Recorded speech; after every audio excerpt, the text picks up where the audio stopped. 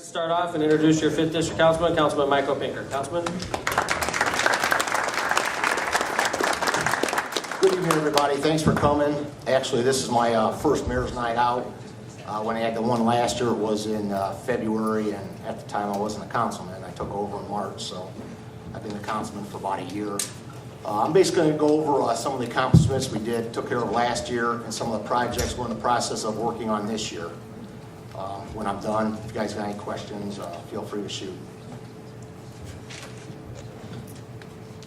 Some of the projects that were completed last year, y'all know the resurfacing of Southeastern from 169th all the way to 175th, Magoon from 169 to 175th, Marshall from 170th to 171st, Northcott from 167th to 169th. We also completed a lighting project from 169th to 175th in Magoon. This year's project, which some of these streets are long overdue, obviously it costs a little over $1 million to do one street with a $2.7 million budget. It's hard to do, quite a few streets. But Woodmar from 167th to 169th, they're going to probably start on that in mid-May. And also Walnut from 173rd to the Expressway. That's a project that's been on the books for at least the last 5 or 6 years. I know I was at a Mayor's Night Out a few years back, and there was a lot of upset residents about that issue. I mean, I was kind of surprised there's actually a street in the 5th District that doesn't have any curbs. Streets that are being designed for next year: Forestdale, 167th to 169th. Alcott from 167th to 169th, Waveland from 167th to 169th. We're also looking at Alexander from 167th to Martha, and that's also being designed. We have a lighting project set for Bering this summer from 169th to 171st, and next year we're looking at Ridgeland. A lot of people call me, they want lights, they want, this, that. Folks, we're trying the best we can to please everybody with a small amount of budget, which we do have. Like I said, when I took over last year with a $2.7 million budget, I was left with $161,000. I think I stretched that out pretty good. This year, we got the full amount, and we're able to, start on some of these street projects. Also resurfacing projects this year: 167th from Indianapolis Boulevard to Northcott. That street's atrocious. Also 171st Marshall to Alexander. And then I handed out some flyers, folks. The 5th District has never had a cleanup. This will be the first cleanup in the 5th District. It's going to be from April 25th to May 2nd. If you need a flyer, you can get one. They're on the back table. And there's 20 dumpsters that are going to be strategically scattered throughout the 5th District. Other than that, do we have any questions? Yes, ma'am. When is it going to start on Walnut? When will you be starting that? We're looking at midsummer. Midsummer? Okay. Yes, ma'am. Why are they stopping at Northcott, 167th? You were saying they were going to repay from Indianapolis to Northcott on 167th? Actually, ma'am, we're limited on fundings, and to go from Northcott all the way to Southeastern, we just don't have the money in the budget this year for that. But that intersection there, just a little bit to the west it's terrible right there. I mean, if they even would get that straightened out a little bit. I'm going to turn that over to our city engineer, Stan Stoughton, ma'am. Yeah, that section of Columbia Avenue from 165th Street south through the intersection where it splits into a Y, that's going to be done with federal dollars as part of the 165th Street project. So that'll be done probably early summer. We were able to get 80% federal funding for it, so it's outside of the councilman's money. It's going to be done with federal government dollars, stimulus money. Okay, folks, any other questions? Please fill out one of them forms, and we're actually going to start the Mayor's Night Out. Here's Mayor McDermott.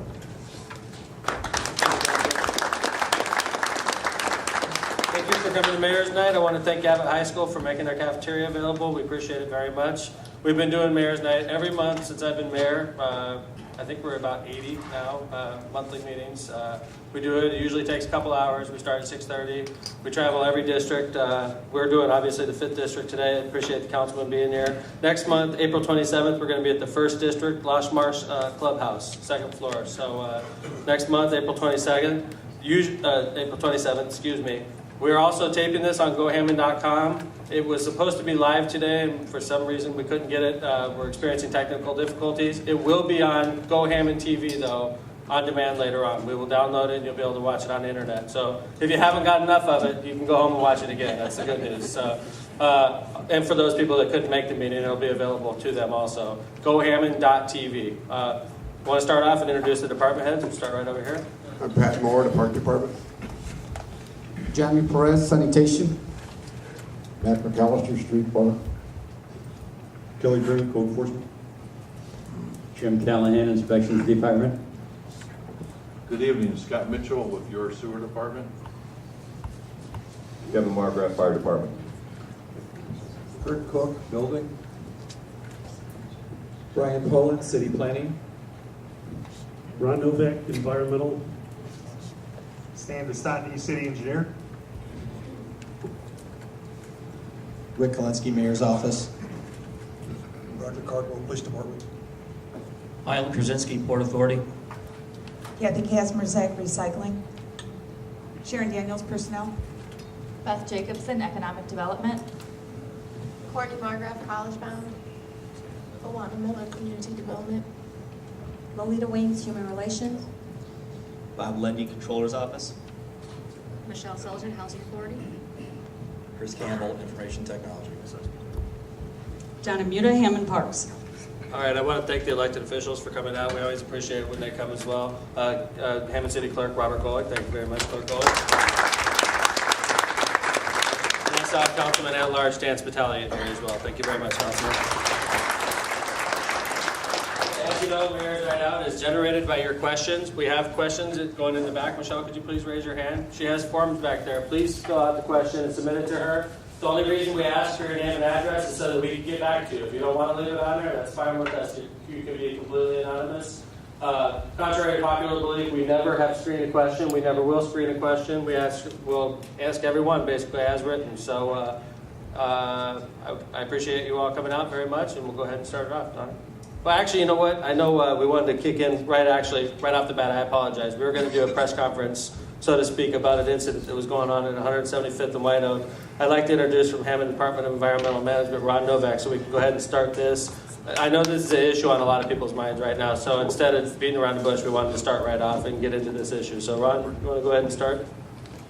I think most of you are probably familiar with the blockage that's taken place right now at 175th and White Oak. That goes back to August 17th when a pipeline leak was discovered, and sort of for a period of time, and it's now 8 months, sort of changed the characteristics of the neighborhood. There was a leak. It was found in the city sewers. Both U.S. EPA out of Chicago, Region 5, as well as the Indiana Department of Environmental Management responded to that call. I could recall the resources that were put together those first few days. There was 167 responders there on the first day. The regional administrator from US EPA showed up. In my entire career with the city of Hammond, I have not seen a regional administrator here for any type of event outside of one tour. So a significant amount of resources were brought to bear by the local, state, and federal government, as well as BP.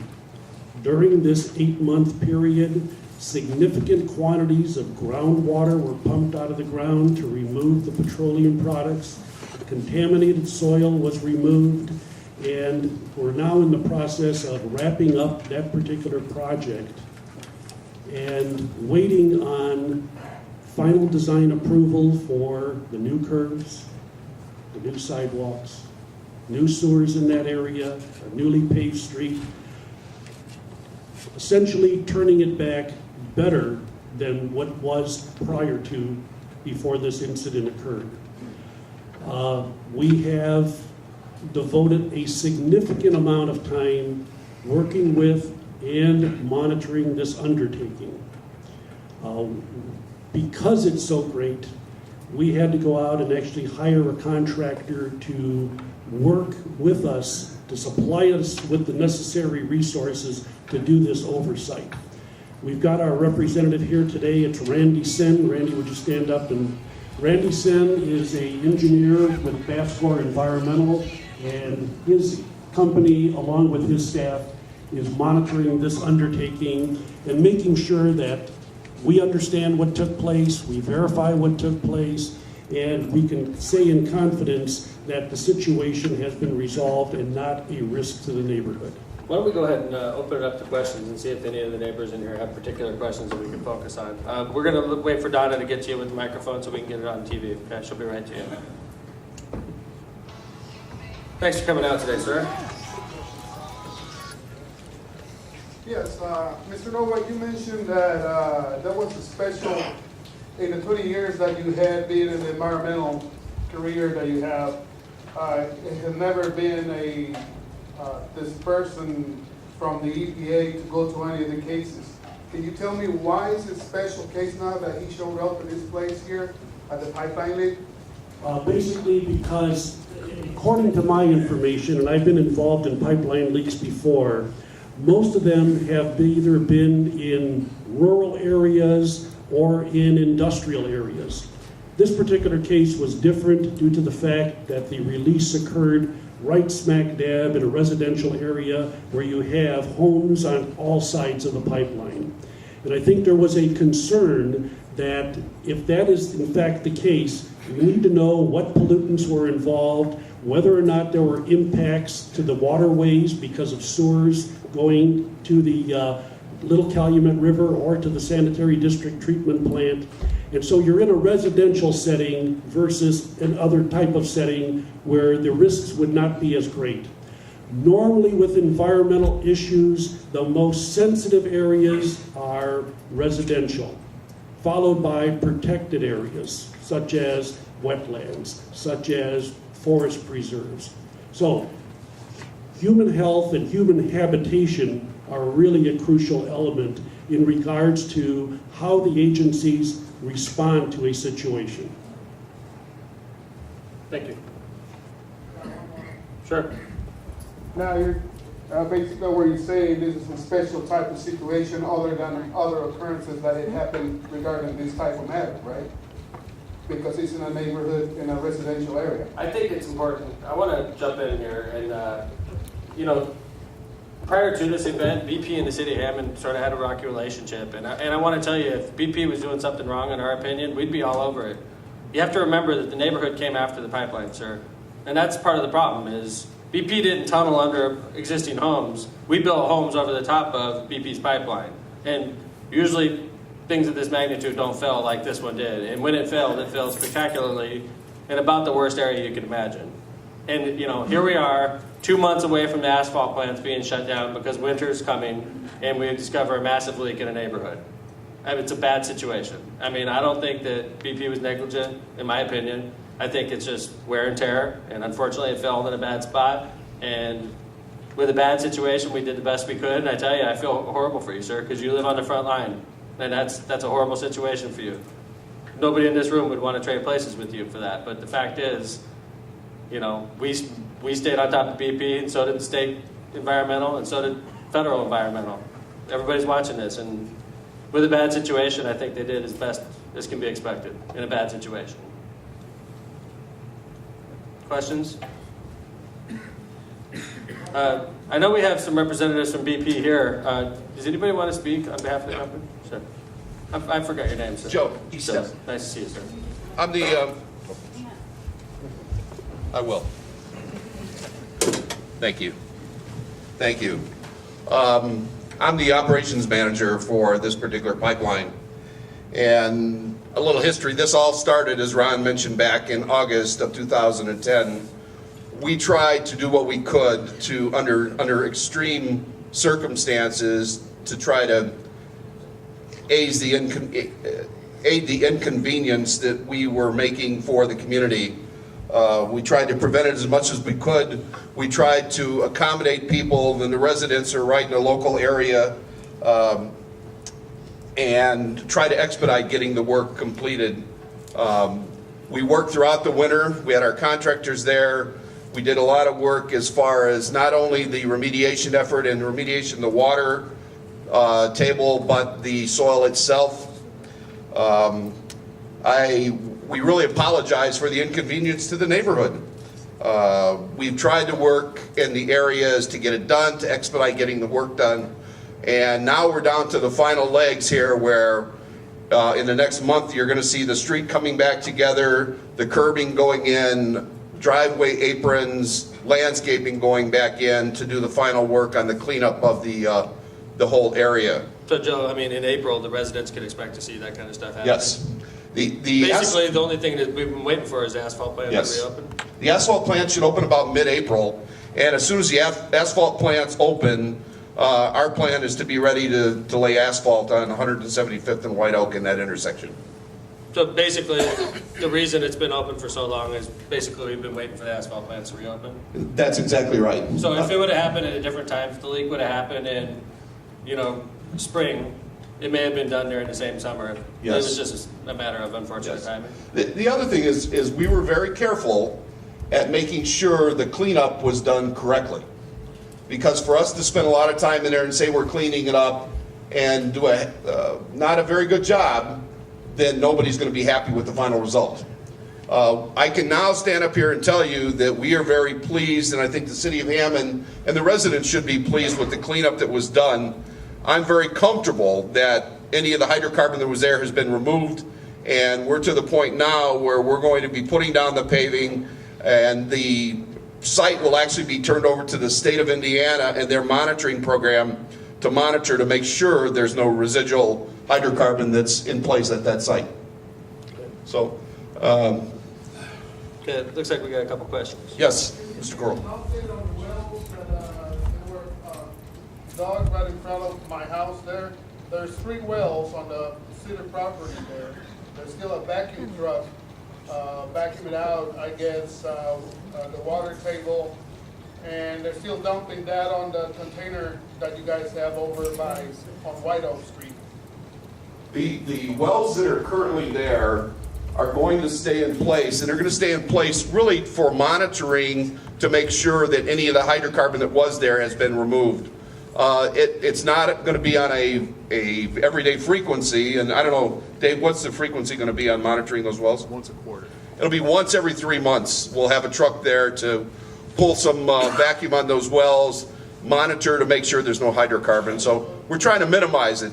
There's still concerns about maybe being hydrocarbons left over after everything's done.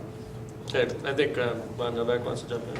Yeah, what you have to understand is that once a site is cleaned, the state of Indiana mandates you monitor that site for a period of time. This is what they're doing.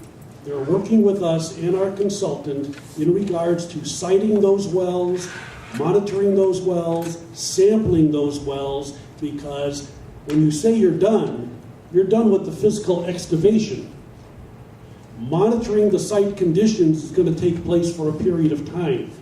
Not my decision, not EPA's decision, it's a state of Indiana requirement.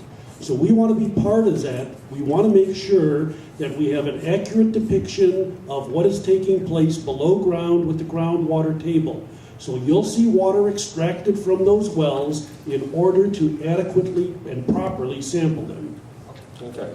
You know what, sir? I'm gonna ask if there is any other questions from the audience, and I don't want to spend the whole mayor's night talking about this issue unless there's widespread support to keep it going. Ma'am, you have a question? Mayor, my name is Sandra. I was concerned that you said it got into the sewers because of the water. What are certain signs or something a homeowner can notice, like maybe in their basement sewer trap or something to that effect? Or what do we need to look out for? Or is there going to be like a smell of gasoline? should we put a wet cloth over our sewers, you know, just to stay safe so it's not put into our homes? Okay, if you smell odors in your house, probably the first thing you should do is give a call to the fire department so that they can make a determination of whether or not there is an explosive danger in your house. Secondly, if you want to seal up that location, whether it's a sink, whether it's a toilet, whether it's a floor drain, put a plug in it. Many times, homes in Hammond here are very old, and the traps that are in the floor drains especially crack.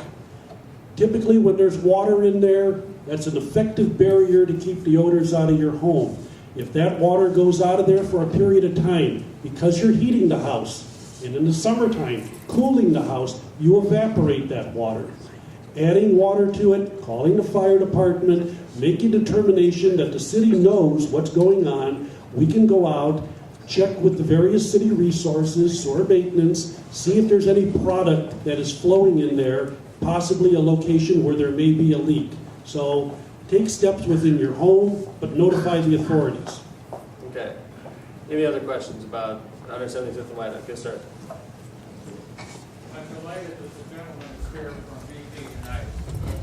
I spoke frequently during this thing at 175th and Walnut with members of the EPA, and they spoke off the record.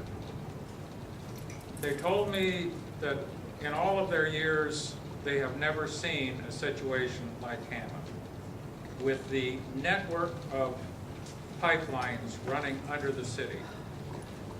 I've lived in Hammond all of my life. I'm 78 years old. Most of these pipelines were in before I was born. I'd like to ask the gentleman from BP, what is the lifetime, the lifeline of these pipes? Good question. And does the city have a plan actively in force to be ready when any of these pipelines go? And I'll follow up on something after he answers. Thanks, sir. As far as a lifeline, I don't believe there is a real set lifeline for the pipes that are there. What I will tell you is we have an ongoing inspection program, and our pipelines are all internally inspected every 5 years. We run a tool through the line, it has sensors on it, and it looks for defects in the pipeline itself. And if there is anything that looks like an anomaly, then we will actually physically go to that location, dig it up to make sure there's nothing there. If there is something there, we'll either replace the pipe or do some type of repair to make sure that it doesn't become a leak. So there is no set defined time, but what we do is inspect it every 5 years, and that's, you know, driven by not only BP and our integrity management group, but through the regulators, meaning the Department of Transportation. Joe, how common are these leaks of this magnitude? Does this happen frequently or not? They're really not that, they don't happen that frequently because of the ongoing inspection program. This one happened even though the last inspection run showed a defect, but not above what we would consider the actionable limits. I know that doesn't help the residents any, but that was, and we're taking a closer look at that now to make sure that in the future, maybe we need to take a tighter look at when we see an indication come up on a tool run, maybe we need to take a little harder look at it. Okay. You know, one of the things I did want to point out is as a result of this incident, we didn't end up buying two pieces of property. One was on the corner of 175th and White Oak, and because the actual product got underneath the foundation of that home, we ended up dismantling that home. And that brings me to what we did with the home is now we have an area which we're going to work with the city of Hammond, and if any of the residents have a recommendation, you know, we have a green space of sorts, and we have an actual drawing that we used in a couple other places, which is a low maintenance, nice area. It doesn't draw a lot of area for people to congregate, but we're trying to determine what we're going to do with that particular piece of property. The other property, the actual hydrocarbon was not under the foundation. We did buy it because it was so close to the actual home itself, and that particular home will be putting on the market for resale. All right, Stan, the gentleman asked, does the city have any plan to deal with this type of issue? Should it arise again? Hammond has a multi-hazard response plan that was set up with our fire department, police department, other agencies involved in any type of a disaster. As soon as we picked up product inside our sewer system during this spill, we traced it out, found out that some of it got down to the Walnut Avenue pumping station. We went there, checked for explosive levels, shut the station down. All of this happened relatively quick right after we first determined that there was product inside the sewer system. Typically our sewers pick up a certain amount of groundwater. Typically the joints are open, so the first place to look if there is any type of a spill is to check our sewers. I can only remember 3 spills like this in the 35 years and a couple of months that I've been here with the city. One was at 165th and Indianapolis Boulevard. It showed up in the sewer system. This one showed up in the sewer system. Then there was one near the sanitary district that showed up in the Grand Cal River. Those are the only times that I can remember us having issues like that. But we are ready to respond to them if something like this happens ever again. Thanks. Let me just add in that by comparisons, the city of Hammond is a small entity in the government, and we have cooperative arrangements with IDEM and EPA, and once there is a release of petroleum products, we typically report that to the National Response Center. Many times, maybe a secondary report, the company may have already reported it.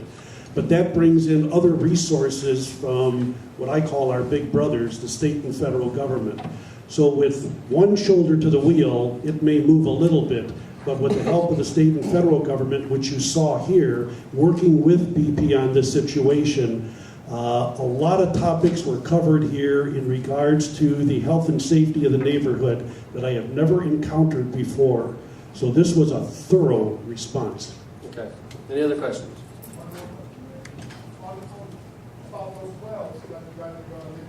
Hey, sir, do me a favor. Could you approach the gentleman maybe so we can move on with Mayor's Night? It seems like we're... I think that... I mean, from the kids that walk around there, because I see them destroy, the flags and all this stuff, they just, if it's gonna be safe for all the kids, not to just yank those things out or, walk through there by the time they go in and out of school. That's a safety concern for everybody, all the kids. Basically, the contamination has been removed. The only issue that may be out there is in regards to some sidewalks being impacted, but in regards to an environmental concern, the wells should cause no problem. They're just being put in now and being monitored out there, and when that street is completely done, there'll be no problems whatsoever from those wells that I think pose a safety issue based upon my experience of putting these wells in. Thank you. Thank you for the questions. Thank you very much. My pleasure. Thank you all. All right. Like I said, tough situation. I mean, in my opinion, we have a situation like this in the northern part of the city, and I have to say that I think things are being handled better on the south side of the city than the north side of the city. And I'm not trying to throw stones. I'm just saying that it's two comparable situations, both with big companies, and in my opinion, with a tough situation down here, they've done about as good a job as you can do. And I'm being as honest as I can with you all. So anyway, I appreciate you all being here for that. I think it was important. We're here right down the street from it, so it's important to talk about it. So we're going to go ahead and move on with Mayor's Night Out at this point. Like I said, if you want your question asked, Michelle's in the back. Get your form, fill it out with her. She'll give it to Donna, who acts as the moderator for this. We are live on Go Hammond TV right now, so they just got to see a great press conference about the BP situation. And I'm going to ask the Gavitt Parents for Athletics parents to come up here. We have come on up here, all you guys. I'm just going to go ahead and hand this directly to you. I appreciate you all being out here. We have a committee that gets together. The Mayor's Gaming Advisory Committee was put together in my first year as mayor. What this committee does is it goes over grant applications from people throughout the city of Hammond. And we were here, and it was awarded actually a couple weeks ago, so we wanted to come in and congratulate Officially, on behalf of Deb Magerson, Gavitt Parents for Athletics is an organization that's basically trying to raise money for Gavitt Athletics. And they've got a goal of $30,000, and I'm very happy to say that you've been awarded 1/3 of that by the Mayor's Gaming Advisory Committee. So thank you very much. We thought it was very appropriate to address it to you right now.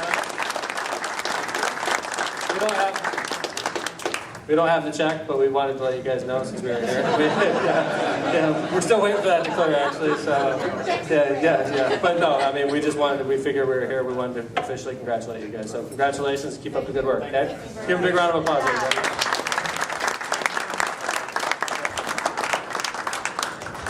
This Gaming Advisory Committee is made up of members from all over the city, 1 member per district and 3 at-large members, just like the council. They get together, look at probably, for the amount of money they gave out, probably 5 or 6 times the amount of requests that came in. Do you know the exact figures, Rick? Is what we gave out. What were the actual requests versus what you gave out? I think we got a request for about 1.5 million, and we gave out a little bit under $700,000. Oh, okay, so it's what, more like So 3 to 2 to 1. Yeah, about twice as much as we actually gave out. Yeah. Our budget was $700,000, same as last year. I believe that we gave out to about 42 organizations that really make a difference in the community. So it's really a great way to sit down. We review the applications, and then we're happy. We take it to the mayor. We're happy with what we see. We take it to the mayor. He gives final approval, and we help out a lot of non-for-profits who do great things in the city. Right here, I mean, right in this neighborhood, the YMCA right down the street is a big recipient. Obviously, you have huge Gavitt recipient. organizations, you have neighborhood groups. It's a great fund. Absolutely. All right, thanks anyway. Well, congratulations again to the Gavitt parents. And I want to go ahead and jump into Mayor's Night Out. Donna, you want to ask the first question? Okay, great. Good evening, Mayor, department heads. First, we'll start off with engineering. When can we expect streetlights on Northcott from Gavitt to the bridge? Oh. Why don't you push the microphone over to the councilman and we'll talk about this issue. I think we need to work with the councilman on that. That's Northcott there is the 6th district, I think, right? No, that's the 5th. No, that's 5th. That's the 5th, right. That's still 5? That's something I will look at. That's the first time that's been brought to my attention. But the thing, I mean, in all due respect, it's hard you can't just say, we're going to put streetlights everywhere. I'd love to say that. First off, I know that makes the engineer nervous because in his budget is the city's utility bill, which would rise dramatically if theoretically we could snap our fingers right now and make the ornamental lights appear on every corner throughout the city of Hammond. It would drive our utility rates up a lot, and it's expensive to put them in. But nobody argues that once they're in a neighborhood, it makes a dramatic difference on, in my opinion, crime in the neighborhood, the appearance of the neighborhood. So, and I know the council, sorry, Stan. There are lights there now, NIPSCO lease lights. Right. Typically, if we do the ornamentals, that the cost goes up because we end up having to put more ornamental fixtures in than we have with the overhead. We are starting to experiment with some more efficient types of lights. We've got some LED lights up on Davis Avenue up in Robertsdale that only cost us $25 every year per fixture for the energy. That's about 1/3 of what the high pressure costs. We just installed, 6 of them on 175th Street here, just the other side of the area where BP's working, but those are Cobra-head type lights. But if you want to see the future of street lighting, you could take a look at those. Those are LED, it's a pure white light, and we can get them either in an ornamental or a Cobra-head type fixture. Councilman, I don't know if you have anything you want to add to that. But. That is a project I will look at, folks. I am on a set budget, and I will look at it. It's hard, I know that, but they are a big difference, and I know that a lot of students walk down Northcott when they come to Gavitt, so it's definitely something to take a look at. Definitely, it's easier to do it on a street like Northcott because it's more of a main path versus some of the residential areas. Not that we wouldn't look there, but it just makes more sense to start with the heavily traveled paths. So, anyway, thanks for the question. Does anybody have any follow-up to that? All right, off to a roaring start. You know what? I'm going to take a break, pass the microphone to Beth Jacobson, Hammond Economic Development. I know she has something she wanted to put out. Yeah, I just want to make a quick announcement. We received a grant from the Department of Energy last year. As part of that grant, we're doing educational outreach. And today at Mayor's Night Out, we have a CFL light bulb giveaway to help reduce energy output in the city of Hammond. So if you're a Hammond resident, Africa Tarver in the back of the room can take down your name and address just to verify that you're from Hammond. And we have 6 light bulbs for you. Thank you very much, Beth. Next, Donna, want to go ahead? Okay, Mayor, please comment on the Northcott Bridge rebuild. What was that? I'm sorry. Northcott Bridge rebuild, Yeah. please comment. Okay. You know, going back to the situation where we experienced the floods, where Munster experienced the floods, we battled the floods, and we were very, very lucky on our side of the river. There's obviously some that feel on the south, in Munster, there's some that feel that the cause of their flood was because the bridge was too low. A lot of us would disagree with that, and I think we have a valid reason to, because we were standing on the other side of the levee and watching the water go over the levee, not over the bridge. Regardless, the levee's been built. You know, we're in a safer position today than we were on that day, all right? And yet, there's still some in Munster that think that they're unprotected, even with the higher walls, unless the Northcott Bridge is shut down. There's some people who legitimately feel that it's a water issue. They legitimately feel that their neighborhood is weaker because the Northcott Avenue Bridge is lower. There's definitely people that feel that way. And then there's some people, in my opinion, that are using that as an excuse to shut down the Northcott Bridge. And I think that would be a bad move. It would cut off a vital artery for us to go south if you want to go shopping, if you need to go to community hospital. I know a lot of people that live in this neighborhood use that bridge, have probably been using it for the past 50 years, probably use it every single day. Myself included. I don't use it as much as you all do because I live on the other side of the boulevard, but this is important. We took a stance a couple years ago saying we're not going to stand for shutting down the bridge. We had some valid arguments about that bridge being a collector route, Northcott being a collector route, which means it's, Stan, what does that mean in engineering parlance? If it's a collector route, it's a vital route, between both of the communities, more than just a local residential street. It gets a designation so that it could qualify for certain types of funding. We are looking at some options there. I've been working with the Munster Town engineer, and we are doing a design of a flume bridge, which would take the existing deck and it would extend a solid wall on both sides of it up to the top of the levee, so that the water would be forced under the bridge and the bridge would stay in place. This is a relatively inexpensive option. I think it's about $750,000.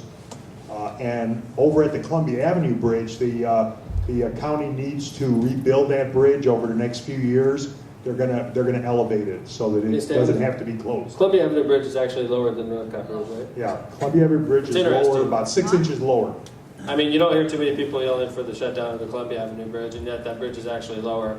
I'm not saying that, and the thing is, it's hard in this situation because there are people in Munster that lost their homes, and you got to be really sensitive to that because it's a horrible tragedy they experienced. But the thing is, as Mayor Hammond, and I know that, I'm not sure, I've talked to Councilman Pinker directly about this, so I don't want to paint him in a corner, but I think as your mayor, I have to take a stance that that's a vital link between us and Munster. It's a vital link for this neighborhood, and we need routes out as well as routes in. And we basically dug our heels in and said that we're not going to cooperate if you're trying to shut down a bridge. And like Stan said, the Flume Bridge was sort of the compromise, and we're working on that issue right now. Chris Cantor, our city attorney, has been intimately involved in this. Do you have anything you want to add on the bridge or just in general? All right. We're working on it. I'm the city attorney. Does anybody have any further follow-up questions to this? Yes, sir. When they open that gate valve to open and close that, how do they decide when to open it? Stuff like that? Which of the numerous gate bells on the river? Because there's about 25 of them. The one right off of White Oak there. Right near Northcott? Yeah, basically that should be left open so that it drains the water from that grassy area. It's got on the riverside, it has a automatic closing device, and if that doesn't function, then you would shut it manually. But you shouldn't have to do that only when the river's rising. We have operators for that so that we could close it. Scotty's got it, the park department, I've got one in my trunk so that I could close it myself. So we have a plan. If there's ever a flood in the future, we know where all these devices are, we know what has to be done. We worked with the Army Corps of Engineers to set up a master plan to fight a flood in the future with a different type of levee because things have changed. There's some pretty significant differences with operating under this levee versus the other one. Any other questions? Yes. What is that on Beverly right off of Northcott? Right there by Belmont, turn that thing around. Is a like gate, a floodgate like thing that can, what is that thing? Those are sluice gates. Those are designed to drain water trapped on the backside of the levee during the early part of a large storm. And that's the same thing that he's talking about over at White Oak. There's about 25 of them in the city of Hammond, situated at various locations throughout the levee system. There's actually 2 over at Oxbow Park, so that we could actually open those and then let Oxbow Park fill up and flood to try to lower the elevation of the river, and then shut them once it gets high enough. So if you open that thing, are we gonna flood? No, it'll just let water in, but you can shut it. You can, no matter how much water is flowing through it, you can shut and open the thing. It's a blade valve, so you can use it to either drain water from the backside or to take water out of the river when you've got a real high situation. If it's getting close to going over, there's certain areas in the city of Hammond and especially in Gary that you would want to flood to act as overflow areas and then try to lower the actual peak on that river. Thank you. Questions? All right. I want to also thank 2 other elected officials just walked in. First off, Hammond School City Trustee Cindy Murphy. Thank you very much, Ms. Murphy. And then Councilwoman at Large, Kathy DeSalle. Thank you very much, Councilwoman. All right. Okay, next, Mayor, can you comment on the funds for upkeep of river improvements?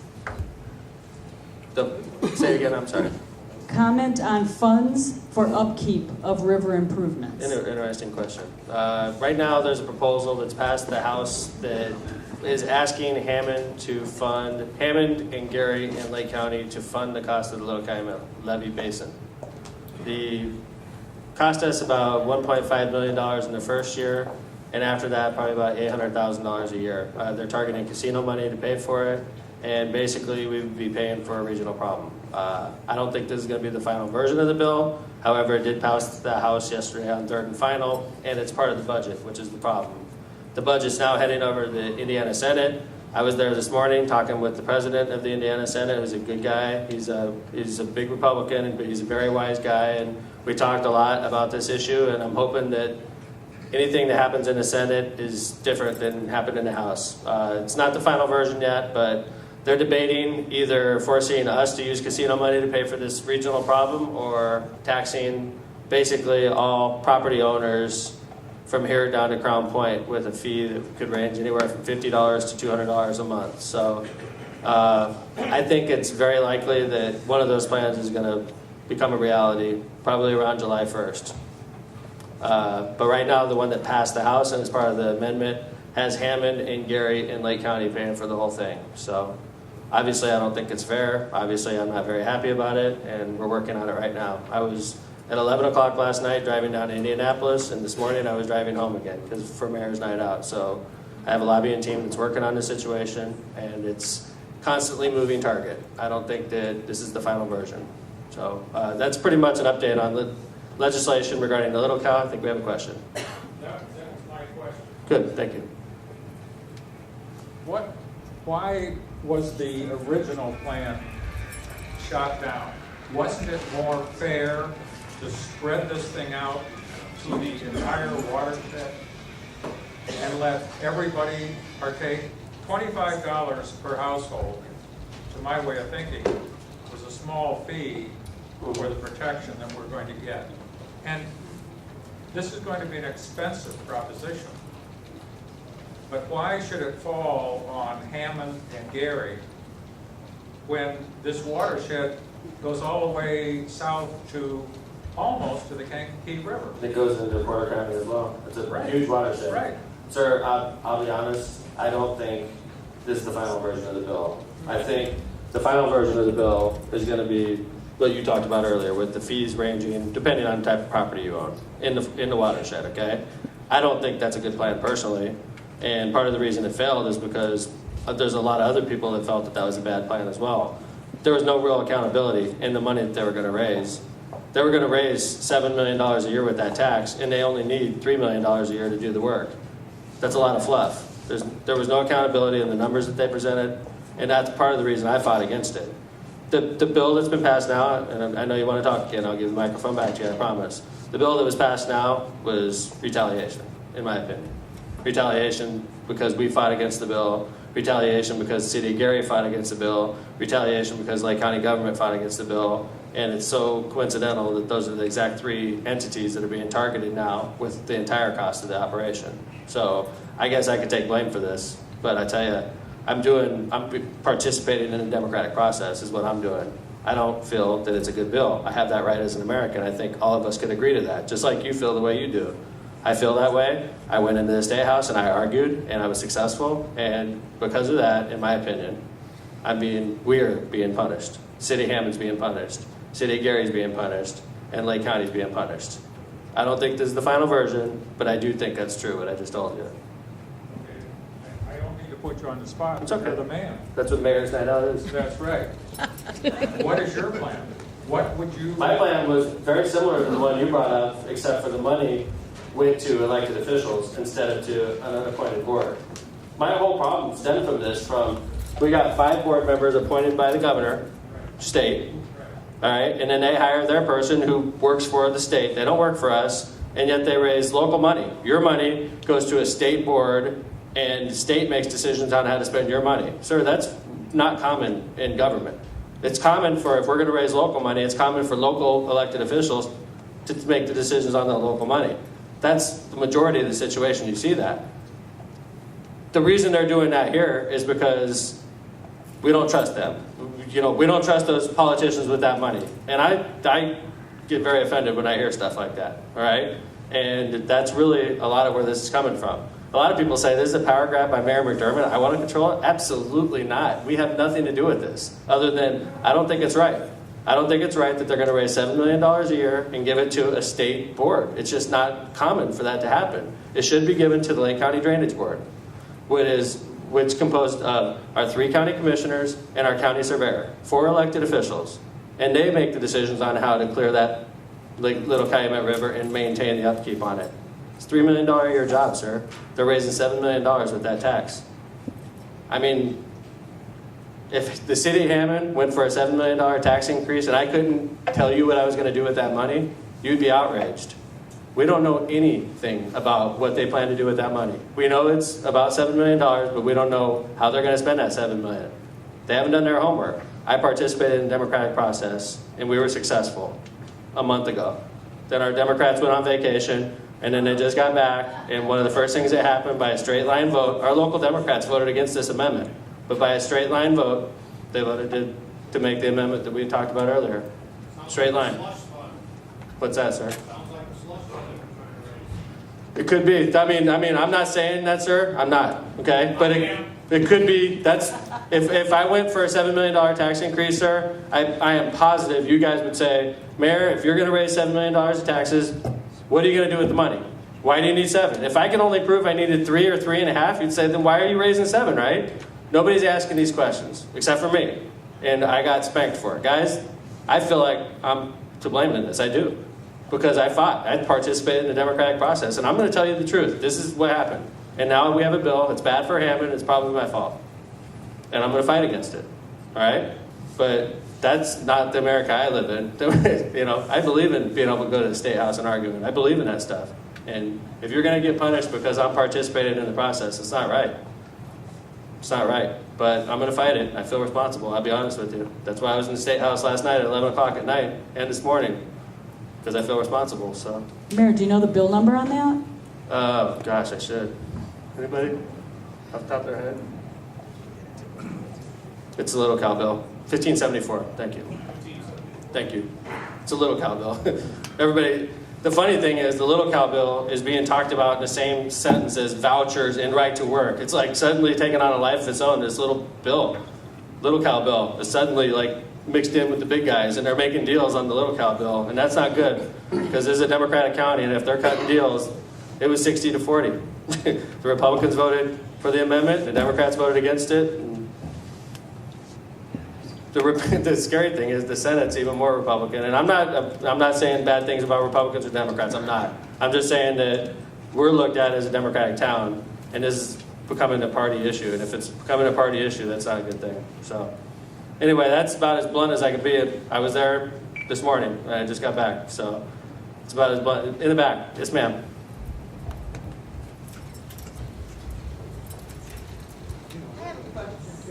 Sure. I live down by the Ford Expressway, like east-westbound, right by the tracks where the Purdue Woods are. Now, maybe I can get a right answer from you. There are flags and everything all over and back behind my house. And what I'm wondering is, who owns that property? Could you explain what's your address? 7604 McCook. 7604 McCook, okay. It's called the right away, over by the Armory, down in that area? Yeah, but we've Yeah, been told okay. 3 times who owns it. We've been told 3 times who owns it. We've been told the railroad owns it, Hammond owns it, NIPSCO owns it. We don't know that. But Nobody can tell us the right answer. Dan's been working for the city of Hammond for 38 years. He's pretty good at this stuff. Between the railroad and a NIPSCO, they are the two property owners. That is a pipeline corridor. There's a lot of pipelines, there's a lot of underground utilities running through there north and south. But if you look, you've got NIPSCO towers. That's their property. That's what it shows on the assessor's maps over at my office. I have one more question. Sure. We also have vandalism underneath the viaduct, and we're also finding out there's homeless people that are living underneath these viaducts by our house. Well, can something be done about that? Well, you could call the Hammond Police Department. Roger? Call them when you get calls like that. Well, sounds like you're getting a call like that. Well, I want to know, how often does Hammond patrol that area underneath the viaduct? It would probably have to be called to that viaduct area. We're in You're the area, talking but- about the Borman Bridge over that over the NIPSCO right away? Underneath it, it's like a dirt It's road, an isn't it? east-westbound, east and westbound Borman Expressway, train tracks. Yeah, it's the train tracks underneath. Yeah. I don't think you guys actively patrol that area. I mean, you'd be called out to patrol like that, right? Correct. I mean, Yes, I've lived in this area for 55 years of my life, and there's still nothing being done. If anything has to be done, we have to wait for almost an hour for a police officer to come down, or even ask for our streets to be patrolled. And then, all I'm asking is, check underneath the viaducts. My son has talked to a young man that was what, like 22 years old, got in a fight with his dad, and he lives underneath that viaduct. When it gets cold, the only time he'll seek shelter, he'll walk to find shelter to stay. Other than that, I'm finding out there's homeless people that are living under there. okay. Well, It's a shame. Roger's writing it down, and I'm sure he's going to follow it up when he gets back. We'll go out and check it out, okay? And I would like to see more police in my area. Thank you, Ben. All right, I want to remind everybody, if you have a question like that, if you can fill out a blank form so that we can follow it up. It's nice to have an address so that we can follow it up, and we know that there was a complaint about people living in a viaduct on 7600 block of McCook. Then we'd follow it up so that we have actual written record of it. But if you don't want to do that, that's fine also. So, you want to do the next question, Donna? Yes, it's regarding engineering. Okay. Okay, I live at the same location on 7604 McCook. My name is Julie Myers. My mother-in-law has actually lived there for 57 years since the house was built. The reason why I'm here tonight is because McCook was done, I believe it was, you guys ripped up the street in 2008, 2009 in the spring. And ever since then, we get sewer smell all over the street. It doesn't matter if it's day or night, cold or hot, we can smell the sewer constantly. We also get sewer smells in our basement. My husband and I, we have complained several times over the last 2 years. Nothing has been done. Nothing. Like literally, it's sewer smell coming through the basement drain. It doesn't matter if you add water to it, nothing. It's like rotten eggs constantly. I would like to know what you guys are going to do about it. I've called city sanitation. I've called Mr. Kelly's office, which I know he has nothing to do with it. I've called everybody. I've even called your office, Mr. Mayor, and asked you guys. And guess what? Your receptionist hung up on me. So I stopped calling. And I'm not fooling. All right, guys.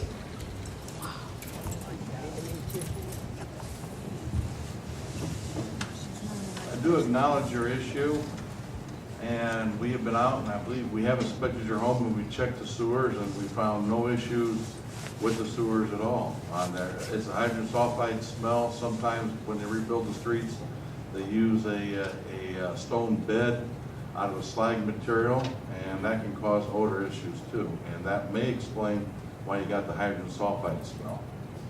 Okay, then how do we get rid of it? You would need to ask the engineer on that.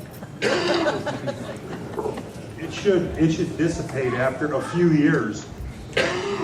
When they grind up the stone and slag, sometimes it releases that, but it only lasts for a short period of time, maybe a couple of years.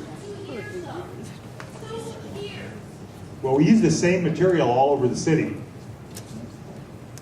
And actually, you're the first one that has complained about it. Some of this. Now, I've been required to take walks. When it's nice, I'll take walks. Even after it rains, I can smell it coming up through our sewers. I also have a neighbor that lives 2 doors down from us who parks his work van on the street. He gets in it every morning and it smells like an outhouse. And it comes up in my kitchen sink, which makes me sick every morning. Kurt? No, Kurt, could Kurt jump in right back there? It sounds like we may have a plumbing problem. Okay, I'll let you talk to Kurt here in a minute, but do you constantly pour water We down can't your hardly drain? hear you, Scott. Beg pardon? We can't hear you. How about now? A little better? Okay. Okay, good. Have you poured water down your drains constantly every time when you smell? Because sometimes traps in the basement may go dry or they might get cracked, and that will allow the smell to come in. Have you had a plumber out there to actually I help pour diagnose water down it? the drain daily. Is this just your house that has the smell, or is it more? No, it's everybody on our side of the street. How many people is that Everybody. affecting? Everybody's house. Okay. We'll pull out the records Not to again and mention- share them with Stan. Kurt, do you have any ideas here? Kurt's our building commissioner. A plumbing system, if it's properly designed and installed, will not allow that type of odors to come up through the drain lines or into the vent lines. So if you are smelling at your sink and you're positive it's there, or you're smelling it at your floor drain and again you're positive it's there, it's more likely that it's coming through with something that is improperly installed. A very, very common problem that I'll see is in your floor drain, the bottom of your floor drain, you have a trap that this water sets in and prevents the sewer gases from backing up. You also on the side of your floor drain have a clean out. And over a period of years, sometimes people take that clean out, that plug out of the clean out, and don't put it back in. And then when something else is introduced to the system, all of a sudden they smell it. I've also seen plugs in there but have just corroded because in your case they're 57 years old. So first check, well, if you don't know what I'm talking about, Hey Kirk, is there any chance maybe we can get the plumbing inspector to head out there and see if we can help him out?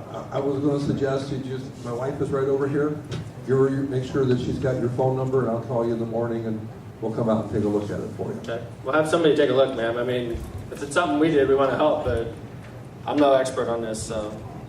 Also, please, Donna, can you see that I received?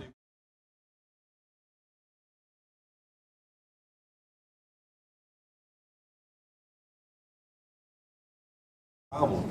And that problem could be that crushed up fill that they use is making the smell. What we want to determine is why it's getting into your home. That's everybody's home. Okay. So, because I'll probably call you before I get the card from Donna tomorrow, if we could make sure I get your phone number, give it to Joyce, and I will follow up on it tomorrow morning. Okay, thanks. That's why it's important to have a written document, so I'm glad we have that. And let's make sure the sewage department gets a copy of that, Donna. Obviously, building commissioner, Mr. Callahan as well, engineering. All right? And there's just one more thing. Since you guys put in the new sidewalks, they haven't even lasted 2 years. They're all showing signs of crack, wearing. The street is completely coming apart at the curb. It's just awful. Gatlin was the worst company you guys could have used. I hate to say it. Stan? For the plumbing and I'm sorry, but Walsh Kelly they're great for blacktop and everything, All right, hold on, but ma'am. they did a really bad job. Okay, well, Stan, what do you think about this, Stan? Do you ever have problems with Gatlin? I'll take a look at it. I didn't think there were any issues with it unless something happened over the winter.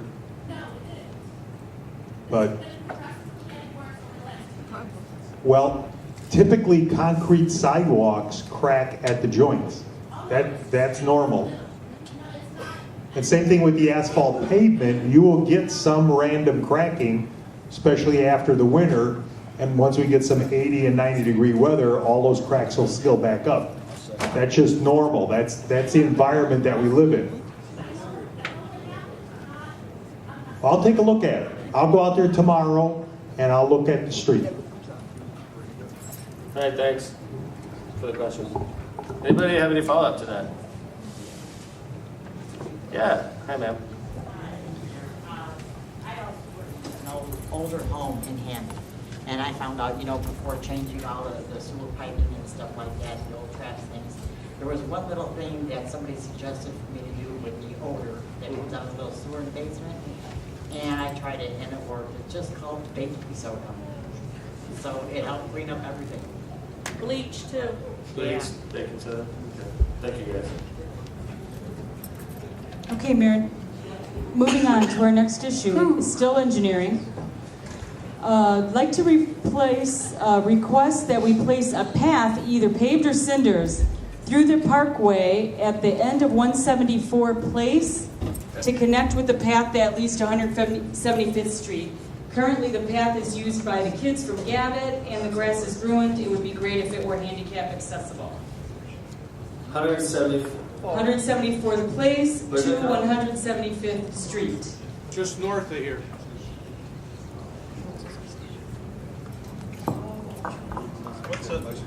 What's a nearby North-South Street? It's the parkway that borders 174th Place. At the end of the block there. What they're doing now is there's parking down there, and they're parking in the park. Literally, the park is torn up. There's ruts. I can't figure out where this is, because 175th runs across the whole city. No, the park just north of the high school, right here. Oh, okay. Just north. here? Right here. There's a paved path that goes all the way through the park. A lot of those kids cut They go all the way to ramp. 175th. Right, the problem is being in a wheelchair, for me to come to this meeting, I had to go all the way to White Oak and come back this way, when I could have, through an alley. And when I could have just went across the parkway. And normally I want to go to the restaurant on, the Wheel, for all you people who go there, it's a great place to eat. But anyway, nothing to commercial. For my wife and I to go out to go to the restaurant and go to, even to get to the bus, because now the bus is eliminated from that intersection, not only because of the spill, but they just changed the whole bus system. So now for me to get to the bus, I have to go 180 degrees from the direction I need to travel in to get to the bus, because I need to go to Indianapolis Boulevard. Now, and I'm not just talking about for myself, but a lot of other people do use this parkway and use the pathway. But for me to do it in my wheelchair, it's impossible for me to cross through the Great grass. recommendation, sir. We're writing it down right now, we'll take a look at it, right? I mean, it's the first time I've heard that one, so I appreciate it. It's very- Well, a lot of the grass is tamped down now because the kids do use it to Right. cross. Right, it's a path anyway, it's just not bad. Thank you. Right. It's a small little bit. Just to add something small to that, until 175th and White Oak gets paved, a lot of people picking up their children from school here are parking at the east end of 174th Place. They're parking on the grass, and I'm sorry, but those drivers are not careful. I was coming back from the store one day, cutting across the park, and actually had a parent who had just picked up their children, honking their horn at me to get out of their way so they could do a U-turn in the grass in the park. Okay, I'm gonna pass out to Russ Carlos, Captain of the Ham Police Department. Oh.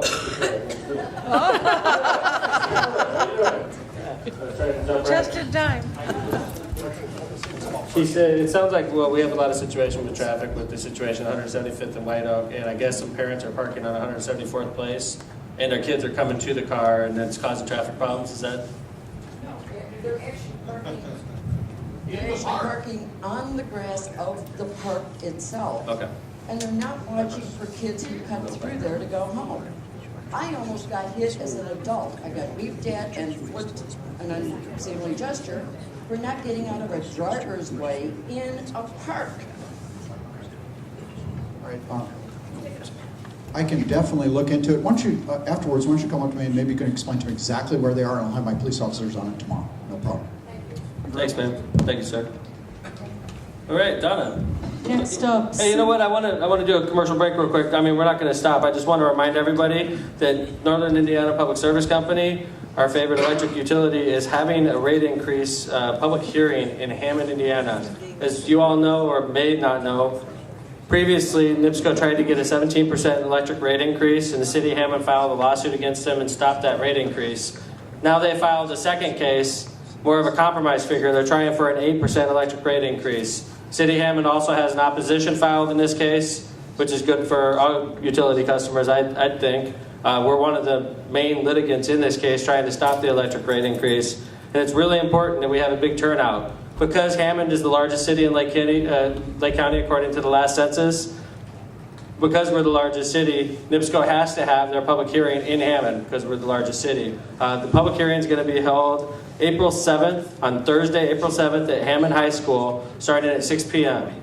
We had a public hearing I went to in LaPorte County. Hammond itself took about 150, 200 people to LaPorte County to protest a rate increase NIPSCO was trying to do 4 or 5 years ago. We're having it in our backyard this time, and we need to have a major turnout. So I hope that if you feel as strongly as we do, that there needs to be a check on these electric rate increases. A lot of us are going through troubles right now, and we can't afford another 8%. If you feel the way we do, then please, you need to show up and voice your concern about that electric rate increase. Again, that's Thursday, April 7th. It's at Hammond High School. And if there's only a couple hundred people to show up, I guarantee you this rate increase is going to go through. And if the rate increase goes through, we're all going to be blaming ourselves because it's a long time before we get a chance like this again. So April 7th on Thursday, Hammond High School. NIPSCO is attempting to get an 8% electric rate increase, and we have an obligation as the largest city to show up. It looks like we have questions on this.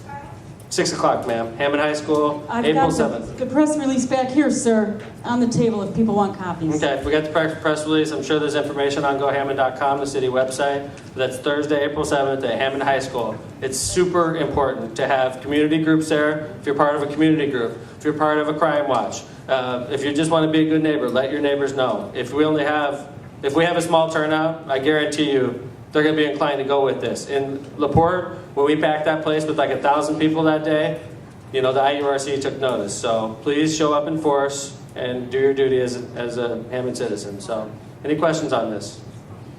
Thursday, April 7th, 6 o'clock p.m., Hammond High School. Also, Milan, Hammond Port Authority. You got some news in the Hammond Port Authority. Thank you, Mayor. There we go. Thank you, Mayor. Port Authority is pleased to announce that we'll be hosting Mayor Tom's annual fishing derby It'll be Saturday, April 30th from 7 a.m. to 4 p.m. at the Hammond Marina. You'll be allowed to fish inside the marina along the bin wall and on some of the docks on the west side, as well as out in Lake Michigan itself along the bin wall. Land and dock fishing only, no boats. Mayor, the Derby is subject to all fishing and game laws that are part of the Indiana Department of Natural Resources, such as licensing and stamps and fish size. No entry fee, free parking and refreshments, 659-7678. And the mayor shows up at the end of the day and hands out trophies for the largest salmon, largest trout, largest bass, and usually the number of gobies somebody catches. So it's always a good time. Come on out and fish and enjoy everything that the Hammond Marina has to offer. Another very important thing going on at Port Authority, Lost Marsh is open, right? Lost Marsh is open, yes, sir. What's the hours? Spring rates, weekday rates are $33, and the weekend rates are $38. That's with the cart. Okay. So it's we're open. It's a little chilly, But yeah. it's but open. yep, we're open. All right. Thank you very much, Bob. All right, back to the questions. Okay, great. Sewer related, Mayor. I would like to report a sewer drain problem at the corner of Southeastern and Magoon. It's an ongoing problem regardless if there's debris is present or not. Please investigate, or who should we speak with?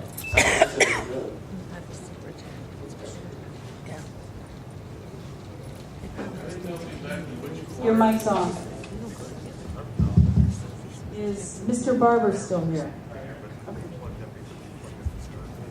Thank you for your question. We'll look into it. Can you have just a little bit better location, which corner, by chance, southeast, northeast? That's got to be Right. Yeah, I think so. 175th and southeast, and you make a right there, and you run right into it. What it is the concrete around, the asphalt around it is breaking up, and it's small now, this has the potential to become very large.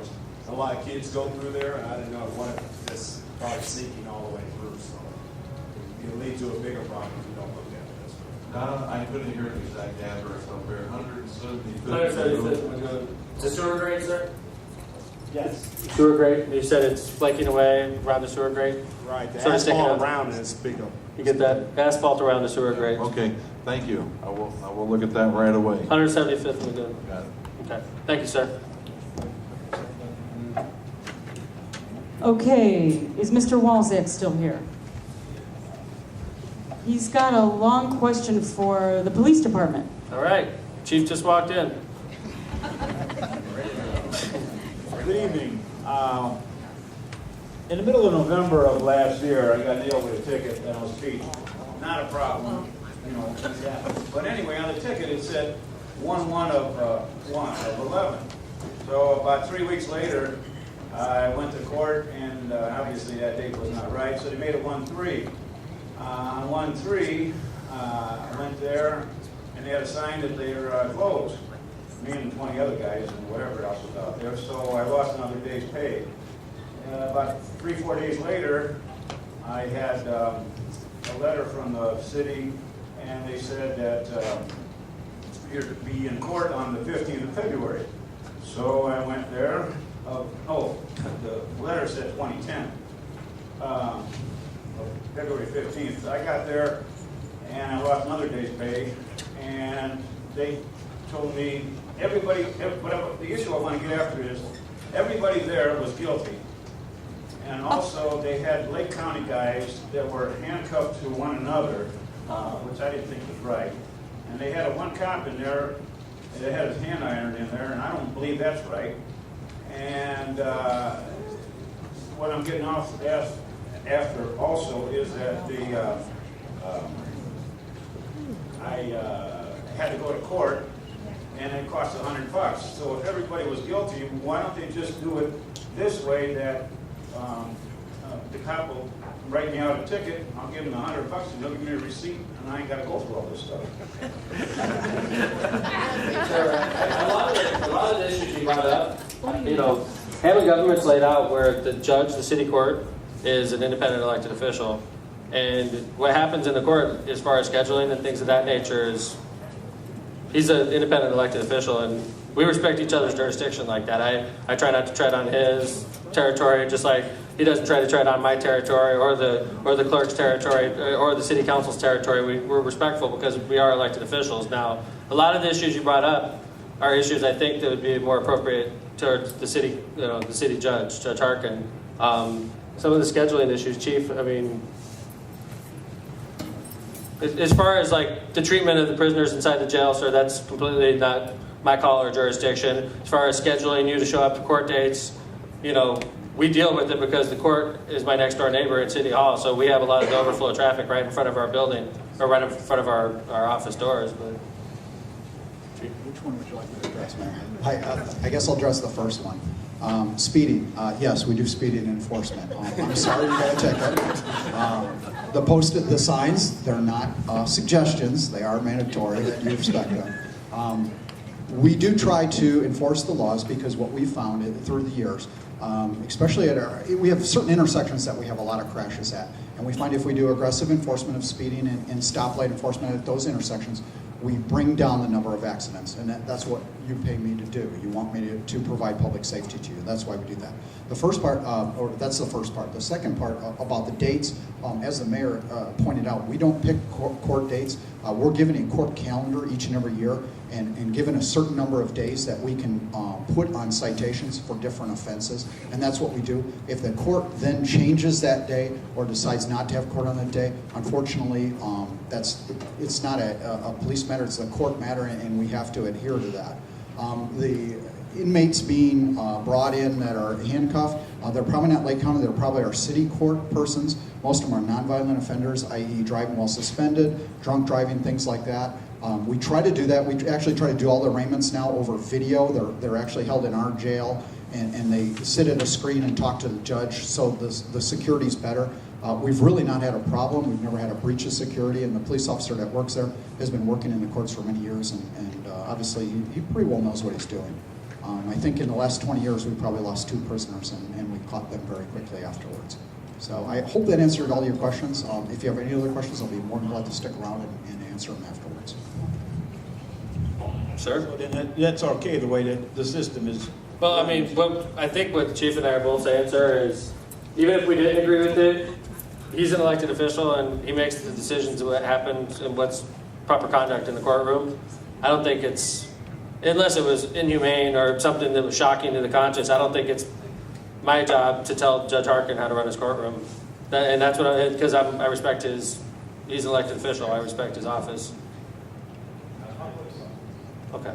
I'll go to something else. No problem. I just want to know if there is an ordinance on your railings inside your home.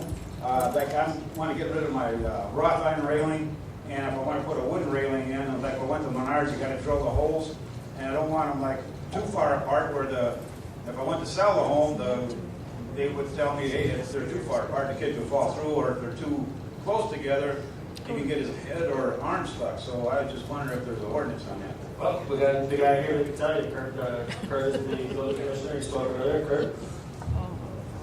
Yeah, there are very specific sets of codes on the railing. I'm sorry, Kurt, we can't hear you. Could you put it closer? Thank you. There's very specific sets of codes on your railings and your guards. Number 1, should be between 34 and 38 inches tall. And number 2, you don't want to have any space more than 4 inches wide. Believe it or not, somebody measured a baby's head and they figured out that's the average baby's head. And he can't stick it through, or she can't stick it through the railings. So those are the 2 main codes. If you have any other questions, feel free to give me a buzz in the morning. Thank you, sir. Kurt, can you touch base with him after, because we couldn't hear a word you said. Okay, yeah, sir, could you just approach Kurt after? Could you just approach Kurt right after the meeting? Thank you. One other quick one. Sure. On BBM radio on the way out of work, they were saying something about the client extension possibly being reopened with the casino money or something like that. Good question. Yeah, I get sensitive when I hear anything about casino money and stuff. No, I think what the proposal was, Ameristar Casino, which during the debate on whether or not to keep the Klein Avenue Bridge open, the city of Hammond took a leadership role fighting to keep the bridge open. We were unsuccessful, obviously. And to this day, we still maintain we were in the right. And I think people are starting to reconsider because of the traffic patterns that have developed around BP and through the city of Hammond. We need Klein Avenue Extension open. And not only are we being impacted in Hammond, Whiting, East Chicago, Gary, but also the casinos are being impacted as well. You could tell by looking at their revenue. The revenue's fallen off dramatically. Horseshoe Casino is the last stop in Indiana if you're coming that direction. So it's been good for the Horseshoe as far as their revenue numbers, but East Chicago and Gary, the casinos are hurting bad. So it was no surprise today when we read in the paper that Ameristar Casino is offering to pay $10 million towards the rebuilding of that bridge. The last I heard, the bridge was going to cost over $100 million. So even if they did follow through with their promise to build or to donate $10 million, we'd still need to come up with a lot more funding. So maybe this $10 million gift from Ameristar pushes the ball forward a little bit. We'll see. But the state seems like they're reconsidering a little bit, but I've seen nothing concrete. And at this point, I would tell you that I'm almost certain you're not going to see that bridge rebuilt under this administration. Okay? I mean, not me, under Governor Daniels' administration. All right? We've taken a stand. I protested the governor at the Genesis Center. So we've done all we could do. It's in the big guy's hands now. Thank you for the question, sir. Stan, anybody else have anything on that? Anybody? Anybody? All right. Done. Okay, Mayor, snow removal.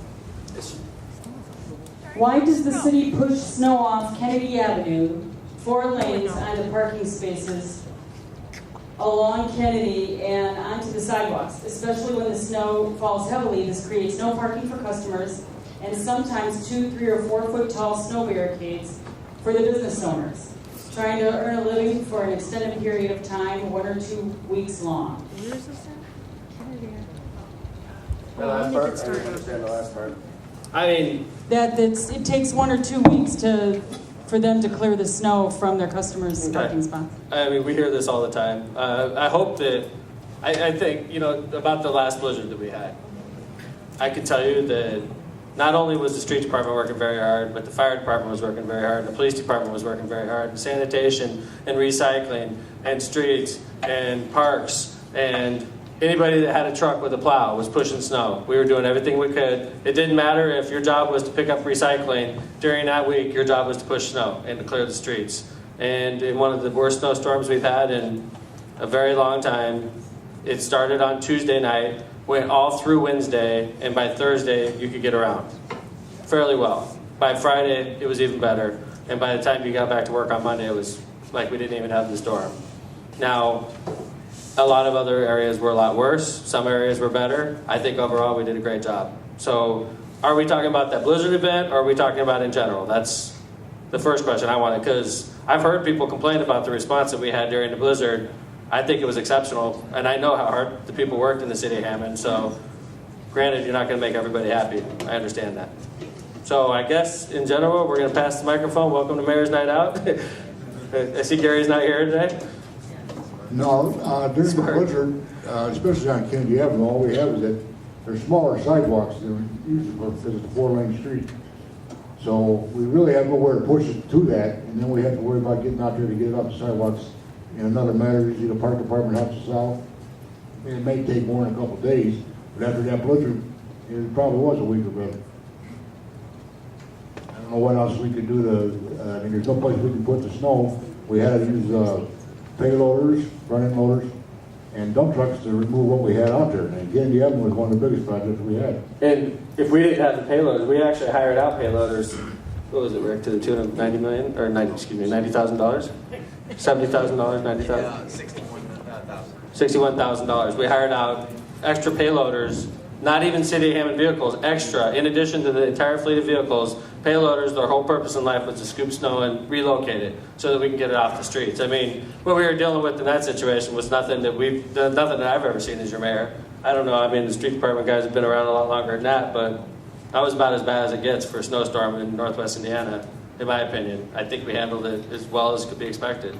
And if we didn't hire out that extra fleet of payloaders, it would have been even longer. So I guess, snow removal, does anybody have any follow-up questions on that or want to define it a little better? Thank you, sir.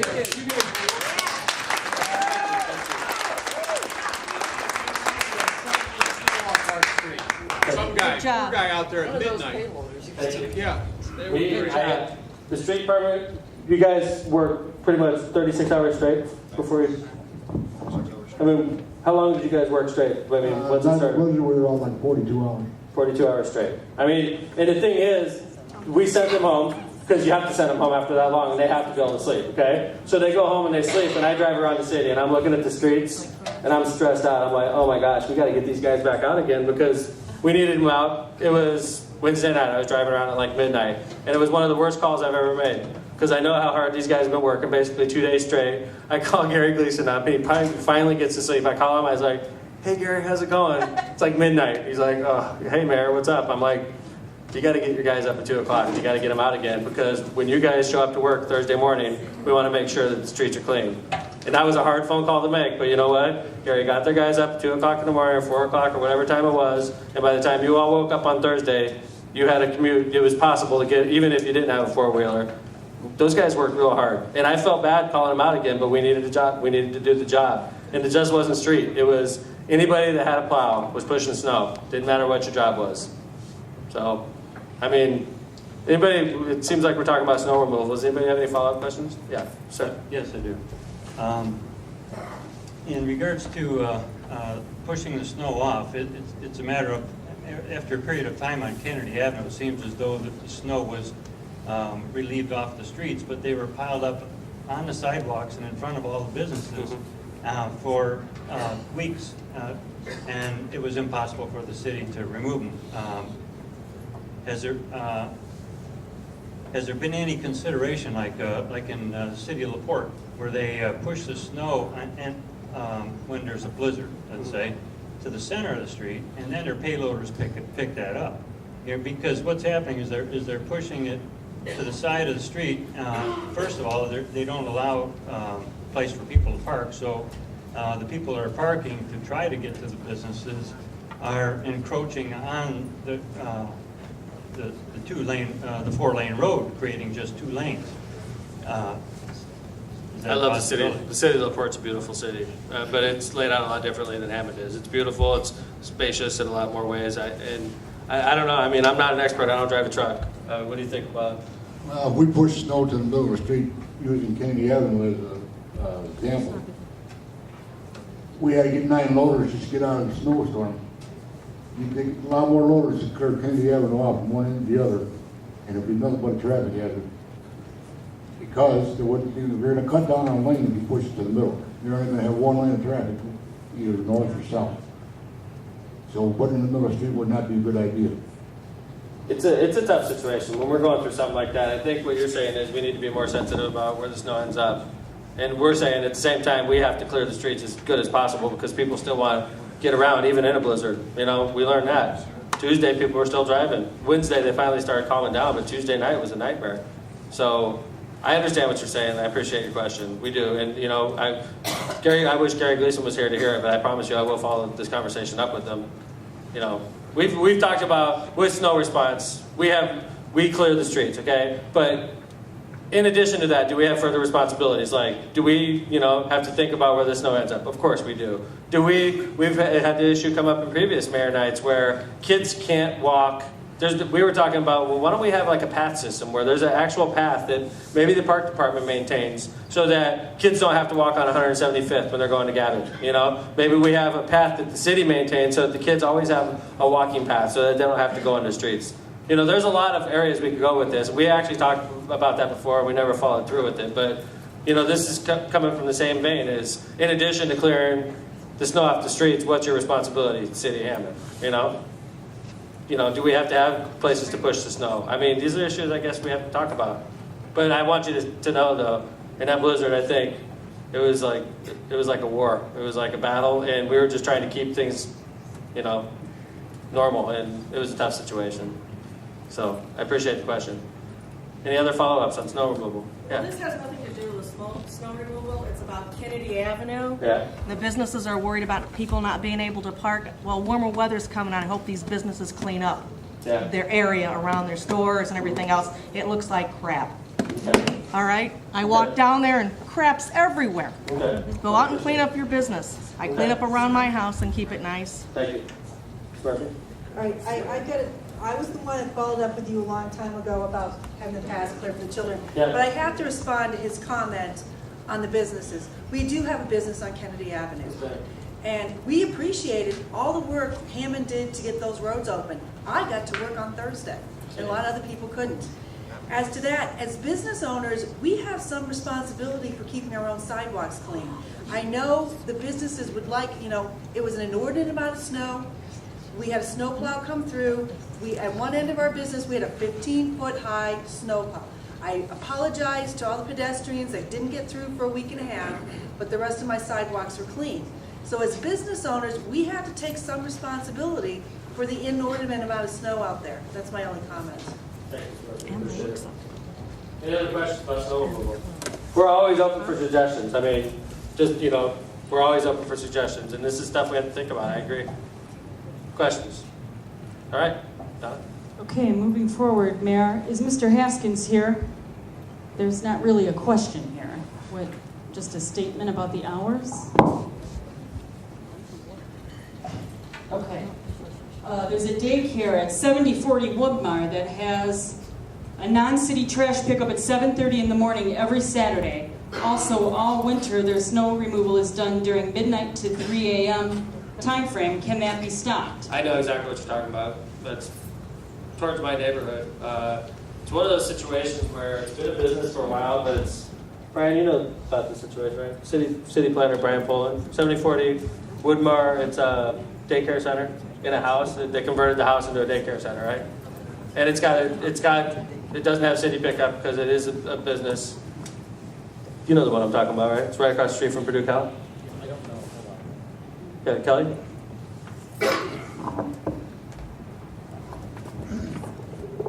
Actually, we don't have any control over the garbage pickup. 7:30 obviously is an inconvenient time for a residential area, but daycare centers are governed by the state. They basically control standards that they have to meet. Snow removal. The question I always had about that property, and I'm not trying to interrupt you, is, if you opened a daycare center in your house right now and made it a business, sometimes people open daycare centers like, hey, yeah, drop your kids off, pay me a couple bucks a week, okay? But it's signed, it's not even a house, it's a business, and it's right in the middle of a neighborhood. I don't know if it's grandfathered in or not, but we've talked about this before. Do you know anything about this, Chris? Yeah. I remember we talked about this before, right? This came up a number of years back because at some time we had home daycares are licensed and encouraged by the state and not permitted because if they want to encourage home-based daycares and making it available for neighborhoods. There had become an issue where we were suspecting that the woman didn't actually live there, that she lived somewhere else. But she was able to establish that she was living there, that this was a home-based daycare. We checked with the state, and she was current on her state inspections and licensing, and so... I go by that house a lot. I walk my dogs, and I do see the lights turned on, for the record. I don't know if they're actually just leaving them on, or... I don't know, but she was able to establish that she was residing there. It was a home-based daycare. Now It's like a cut-up, really. It's like on the bottom, it's the daycare center, on the top is the house. The residence. Right. Now, we did make her change. She had not had adequate parking space, and so people were driving up on the grass and walking the sidewalk. And since that time, she did, increase the parking area and make some landscaping changes. Now, as far as the gentleman has an issue about when they're picking up their trash, it sounds like it's unreasonably early. You said 3 in the morning? Ron, what's the noise? 7:30 in the morning? 7:30 in the morning. It's 7?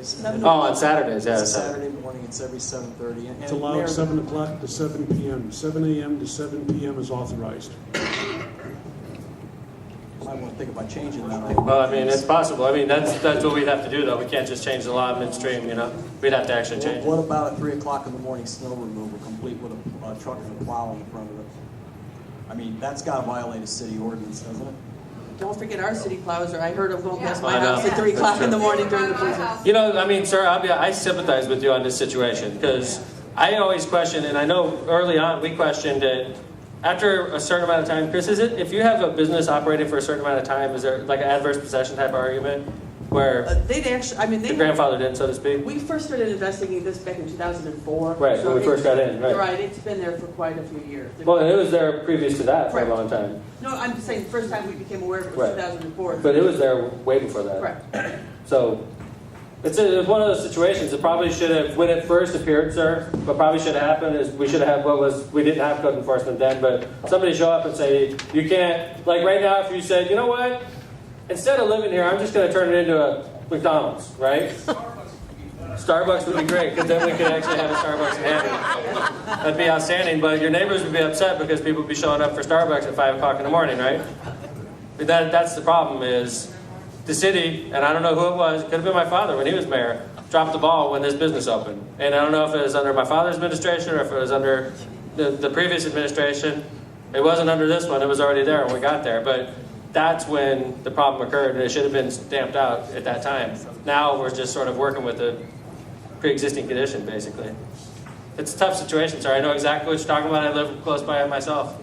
I guess all we can do is, if you keep calling in, I know all about the situation, call my office and just keep on calling in complaints. If they picked up, trash last night at 6 in the morning, or this morning at 6 in the morning, it's Saturday, I mean, just keep calling them in and we'll follow them up, okay?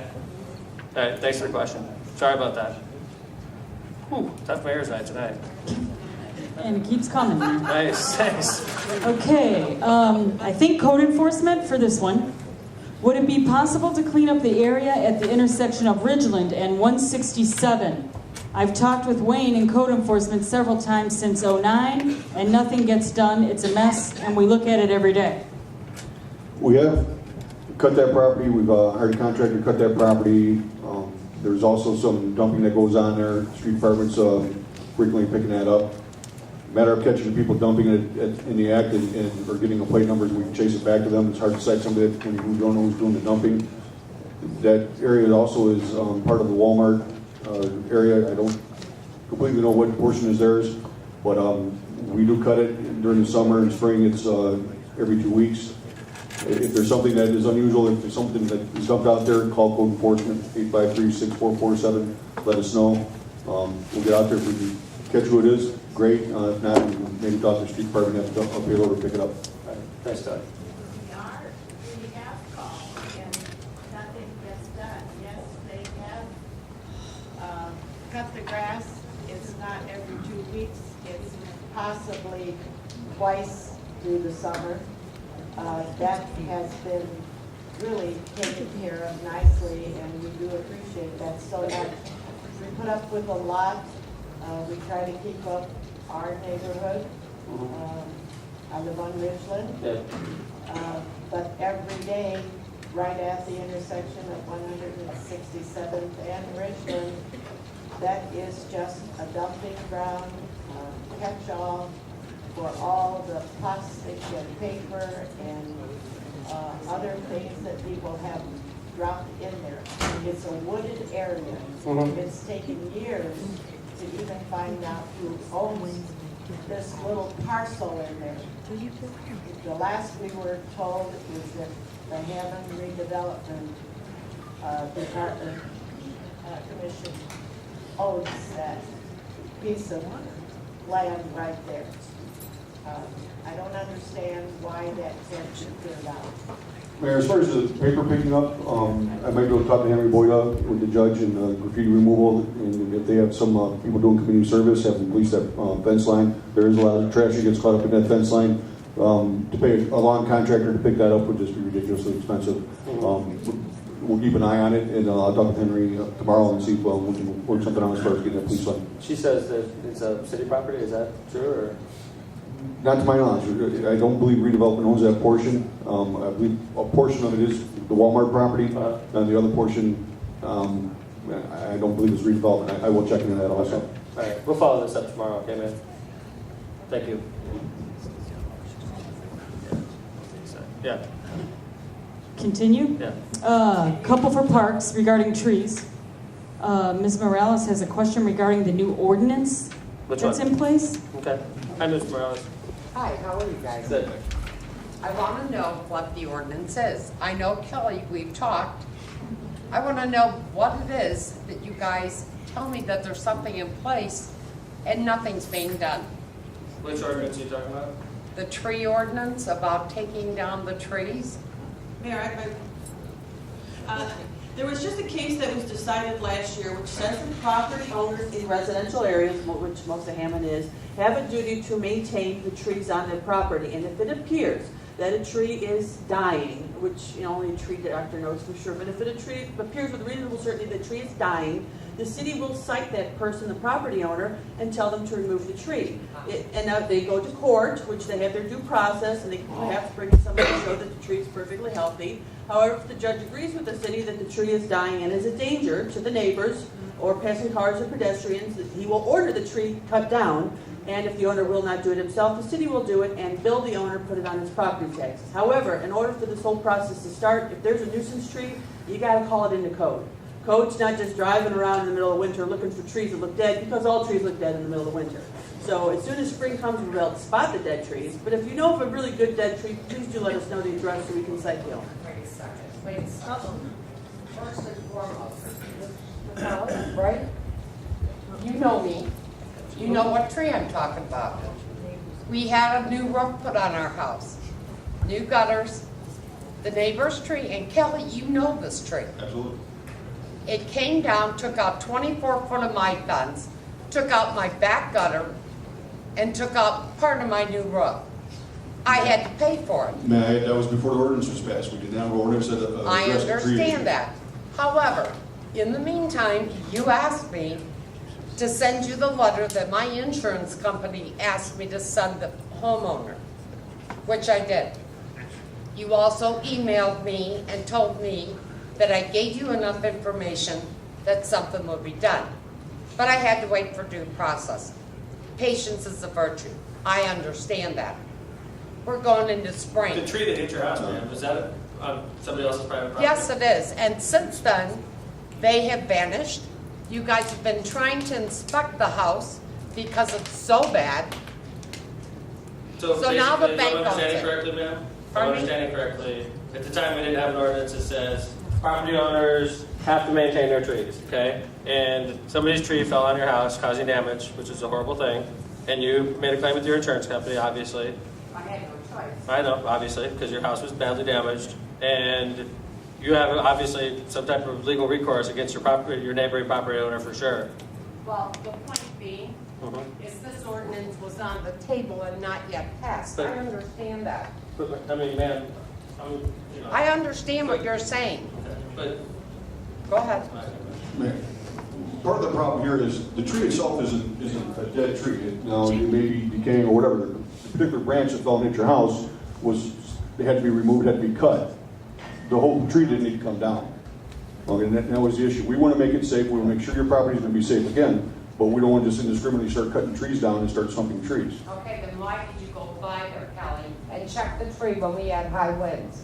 Because you were just as nervous as we were that it was gonna fall on our house. Absolutely. And You told me that. that tree has been trimmed back, correct? No, It's been trimmed back. I was there yesterday, actually. It's been trimmed back. No, it's not been cut down, but it has been trimmed back. If you'd like to talk to me after your meeting, I'd be glad to follow up with what we're doing. Part of the problem is this homeowner is also in foreclosure and basically is not responding. because I also informed you when the other people were there trying to put antifreeze in the drains, which and- are cracked. And it's on a demo list and we're proceeding with that issue too. Okay, Mayor, more on trees. all right.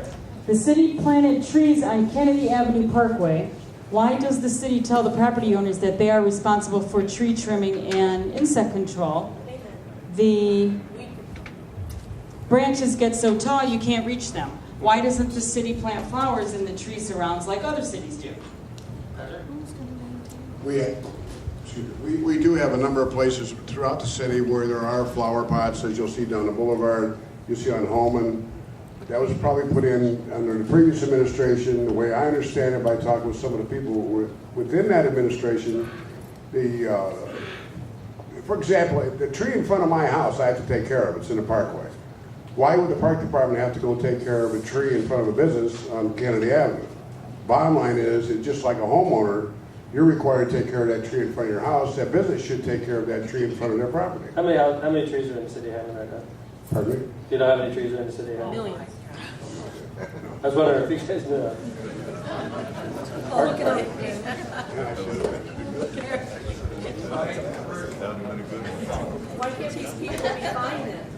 Well, like, enforcement to the businesses to clean up their act. We've gone down through Kennedy Avenue and cleaned the trees out there. Councilman, woman, actually, Matanovich, was really big on that project. We went through that. In fact, she had told me she was gonna go through the businesses and talk to them about maintaining their properties. We had the same thing going on Holman Avenue. These businesses got flower pots in front of them. They expect the park department to come by and weed them out all the time.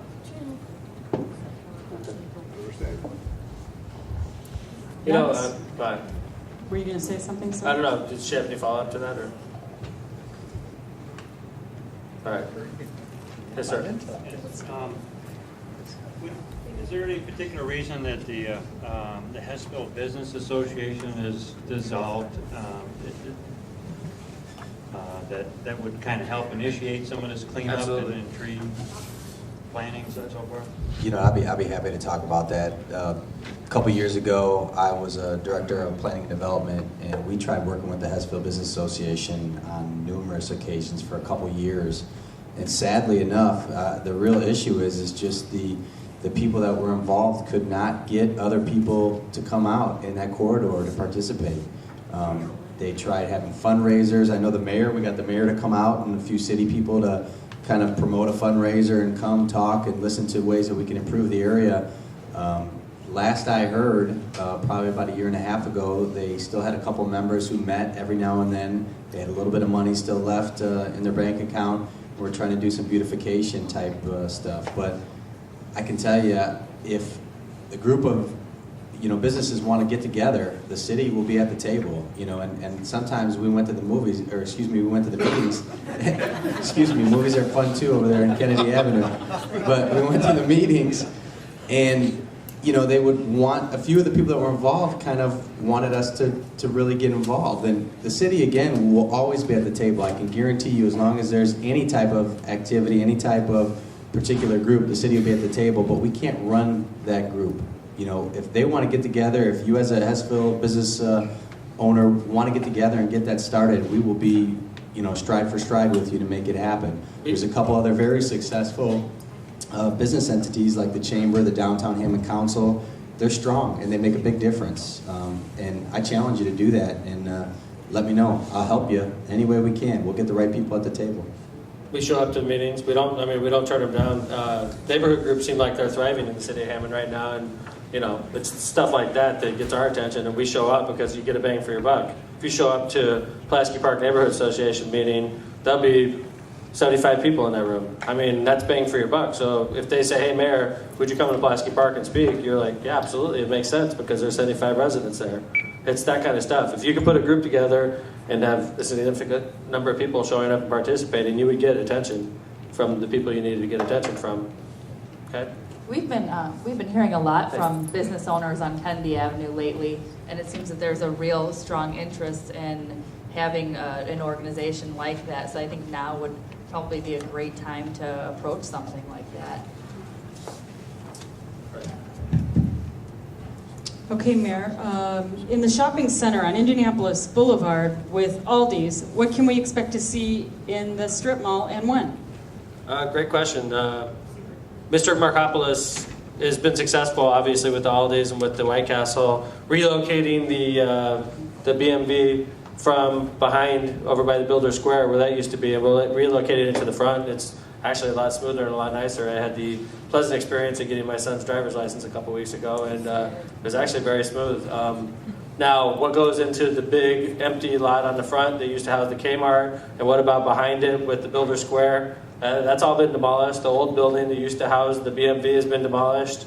There was word at the time that a movie theater was going to relocate there, and unfortunately, I don't think that's as moving as we'd hoped. On the front, there was word about a Burlington Coat Factory. I'm not sure what the status of that is right now. It's obviously a tough economy. We're working as hard as we can. Beth, I don't see Phil here, so you want to jump in and update if you know anything other than what I've talked about?